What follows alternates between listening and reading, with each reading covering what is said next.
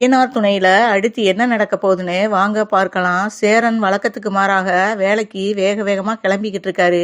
அப்ப சோழன் வந்து கேக்குறாரு, என்ன அண்ணே, எப்பயுமே வேலைக்கு எங்களையெல்லாம் அனுப்பி விட்டுத்தான் நீ போவ, இன்னைக்கு என்ன எல்லாருக்கும் முன்னாடி நீ கிளம்புற? ஏற்கனவே மழை பெஞ்சு கட்டடத்துல சொன்ன டயத்துக்கு வேலை முடிக்காம அப்படியே பெண்டிங்ல கிடக்கு. அதுதான் காலகாலத்துல போனோம்னா சீக்கிரமே சைட்டுக்கு போயிட்டா எல்லாரையும் விரட்டி வேலை வாங்கலாம் தாண்டா நான் கிளம்பிக்கிட்டு இருக்கேன் அப்படின்னு சொல்லவும், இதை என்னை நம்ப சொல்றியா அப்படின்னு சோழன் கிண்டலா கேட்குறாரு. என்னடா வர வர உன் பேச்செல்லாம் சரியில்லை அப்படின்னு சொல்லவும், நீ இந்தேன் சரியில்லை, நீ என்ன முன்ன மாதிரியா இருக்க? இப்பயும் நீ அவசர அவசரமா வேலை கிளம்புறதும் சந்தாவை பாக்குறதுக்கு தான், அது நல்லாவே தெரியுது. ஏன் இப்படி பொய் பேசுற? பரவாயில்லையே, நீயும் சந்தாவை லவ் பண்ண ஆரம்பிச்சிட்ட, அதே பொய்யெல்லாம் சொல்ல ஆரம்பிக்கிற அப்படின்னு சொல்லவும், டேய் போடா, உனக்கு நேரங்காலமே தெரியாம விளையாண்டுக்கிட்டு இருக்க, நான் உண்மையில வேலைக்கு தாண்டா போறேன் அப்படின்னு சேரன் சொல்றாரு. ஏண்டா காலையில அண்ணனை வம்புக்கு இழுத்துக்கிட்டு இருக்க அப்படின்னு சொல்லவும், நான் வம்புக்கெல்லாம் இழுக்கல, அண்ணே உண்மையில இப்ப டோட்டலா மாறிடுச்சுடா அப்படின்னு சொல்லவும், பாருடா அண்ணே இவ்வளவு சீக்கிரம் எப்பயாவது வேலைக்கு கிளம்ப பாத்திருக்கியா? வேலைக்கெல்லாம் கிளம்பிருச்சுடா அப்படின்னு சொல்லவும், சரிடா அண்ணன் தான் விவரம் சொல்லிருச்சுல சைட்ல வேலை கிடக்கு அப்படின்னு சொல்லவும், டே இதை நீ வேணா நம்பலாம், நான் நம்ப மாட்டேன்டா, அண்ணே சந்தாவை தாண்டா பார்க்க போகுது அப்படின்னு சொல்லவும், சரிடா அதுல என்னடா தப்பு? கட்டிக்க போற பொண்ணை தானே பார்க்க போகுது அண்ணன், இப்பயாவது அண்ணனுக்கு அந்த எண்ணம்லாம் வருதேன்னு நினைச்சு சந்தோஷப்படுறா அப்படின்னு பாண்டி சொல்றாப்புல.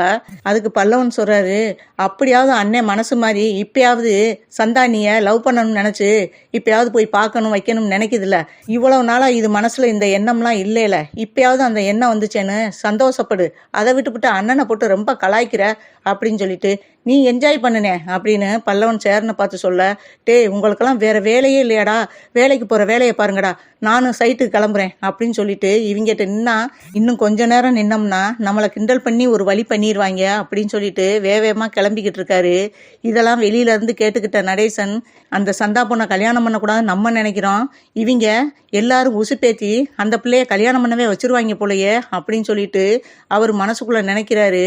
சரி நம்ம சொன்னா எங்க கேட்க போறாங்க, பட்டாதான் வந்து திருந்துவாங்க, பட்டு அணிவிக்கட்டும், நம்ம என்ன பண்ண முடியும், நம்ம சொல்ற கடமைக்கு சொல்லிட்டோம். இவங்களுக்கு அதுல எல்லாம் அடிபடாதனால நம்ம என்ன சொன்னாலும் இவங்களுக்கு தப்பாத்தான் தெரியும், அதனால இவங்க சொல்லி எல்லாம் திருந்த மாட்டாங்க, பட்டுத்தான் திருந்துவாங்க அப்படின்னு சொல்லிட்டு இவர் மனசுக்குள்ள நினைச்சுக்கிட்டு இருக்காரு நடேசன். காயத்ரி சோழனுக்கு போன் பண்றாங்க, வேகமா போய் போனை அட்டன் பண்ண போறாரு.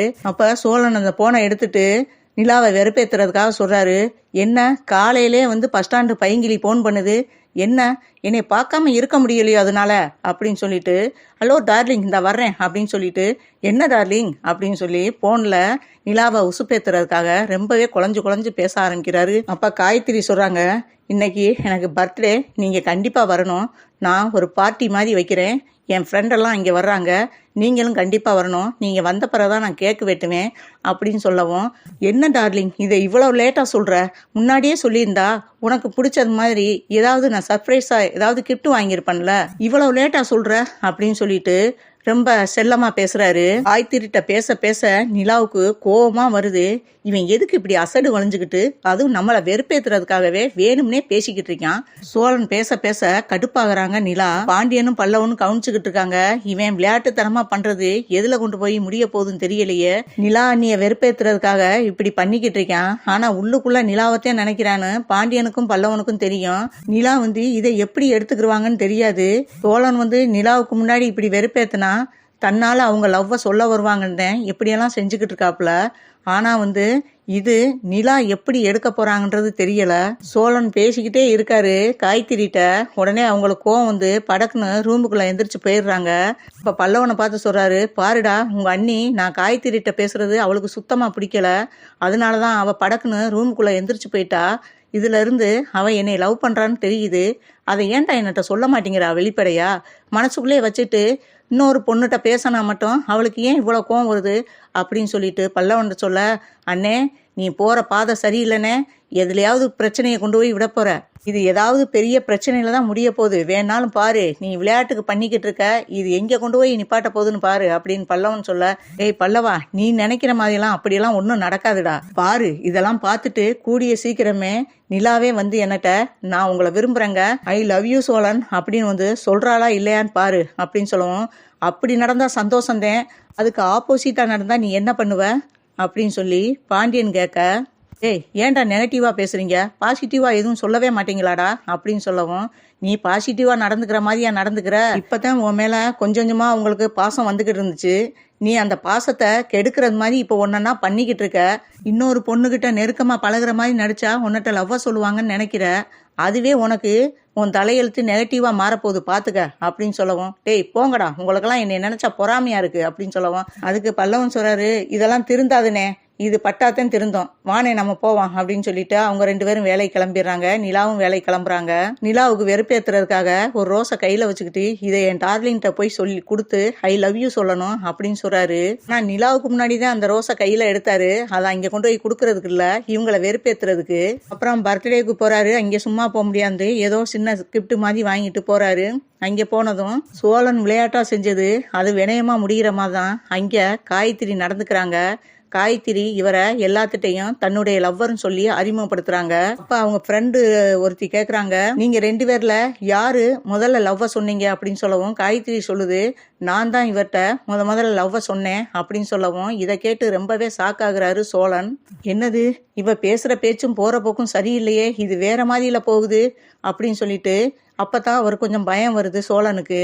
பாண்டியனும் பல்லவனும் சொன்ன மாதிரி இது ரொம்ப சீரியஸா போகுமோ, இது வேற ஏதாவது ஒரு பிரச்சனையில கொண்டு போய் விட்டுருச்சுன்னா, ஆரம்பத்துல இதை தடுத்தாகணுமே, இதை ரொம்ப வளர விட்டோம்னா அப்புறம் நம்ம ரொம்ப சிக்கல்ல மாட்டிக்கிடுவோம் அப்படின்னு சொல்லிட்டு நினைச்சுக்கிட்டே வெளியே வர்றாரு.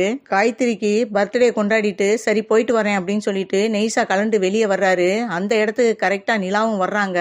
நிலா நீங்க என்னங்க இங்க அப்படின்னு சொல்லவும், எங்கங்க அந்த காயத்ரி பொண்ணு எங்க அப்படின்னு சொல்லவும், எதுக்குங்க காயத்ரியை தேடுறீங்க அப்படின்னும், காயத்ரி பர்த்டேக்கு தானே இங்க வந்தீங்க, இதுதானே காயத்ரி வீடு அப்படின்னு சொல்லவும், ஆமாங்க அப்படின்னு சொல்லவும், வாங்குங்க உள்ள அப்படின்னு சொல்லி விறுவிறுன்னு சோழன் கையை பிடிச்சிக்கிட்டு வீட்டுக்குள்ளே வர்றாங்க. காயத்ரி வீட்டுக்குள்ளே. அங்கே ஃப்ரெண்ட்ஸ்களோட ரொம்ப ஜாலியாக என்ஜாய் பண்ணி கேக்கெல்லாம் சாப்பிட்டுக்கிட்டு இருக்காங்க.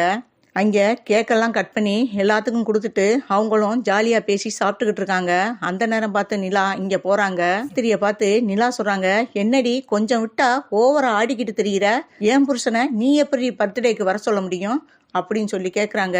என்னது உங்க புருஷனா அப்படின்னு சொல்லி காயத்ரி கேட்க, ஆமடி இவருக்கு ஏற்கனவே கல்யாணம் ஆயிடுச்சு, கல்யாணம் ஆயிருக்கா ஆகலையான்னு கூட தெரிஞ்சுக்கிறாம ஒரு பஸ் ஸ்டாண்டில் ஒரு வாலிபனை பார்த்ததும் உடனே வந்து யாரு என்ன ஏதுன்னு கேட்காம லவ்வை வந்து சொல்லிடுறது, ஓகே சொல்லிடுறது. இவரை பற்றி உனக்கு என்னடி தெரியும், இவர் யாரு, இவர் கூட பிறந்தவங்க எத்தனை பேர், இவர் குடும்பம் எங்கே இருக்காங்க அப்படின்ட்டு எதையுமே நீ விசாரிக்கல. என்னமோ பஸ் ஸ்டாண்டில் 10 நாள் பார்த்ததுமே உடனே வந்து லவ்வை சொன்னேன், லவ்வை சொன்னதும் இல்லாமல் இப்போ பார்ட்டிக்கு வேற கூப்பிட்டு நான் பர்த்டே கொண்டாடுறேன் வீட்டுக்கு வாங்க அப்படின்னு கூப்பிட்டுருக்க. இவருக்கு ஏற்கனவே கல்யாணம் ஆயிடுச்சு, இவர் பொண்டாட்டி நான் தாண்டி அப்படின்னு சொல்லிட்டு தாலி எடுத்து வெளியே கோவமா காட்டுறாங்க. அதை பார்த்து அங்கே உள்ளவங்க எல்லாருமே ஷாக் ஆகுறாங்க. காயத்ரி அப்படியே ஷாக்காகி பார்க்குறாங்க சோழனையும் நிலாவையும்.